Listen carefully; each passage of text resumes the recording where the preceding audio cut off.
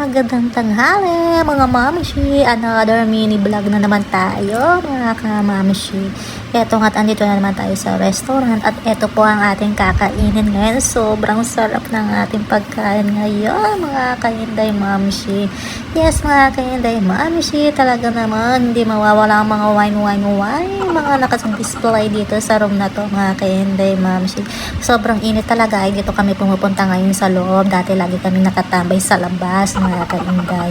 Ito po ang ating lunch ngayon mga kainday mamsi, ang pasta beef mga kainday mamsi. Yan po ang ating lunch ngayon mga kainday mamsi. Ang creamy niya, ang sarap-sarap niyang kainin talaga mga kainday mamsi. Lalo na maanghang-anghang pa siya mga kainday mamsi. Talaga nakakaganang kumain mga kainday mamsi. Kaya tara, kain tayo. Yes, mga ka-Inday Mamshi, ito nga ating lunch ngayon. At syempre, busog na naman si Inday Mamshi, mga ka-Inday.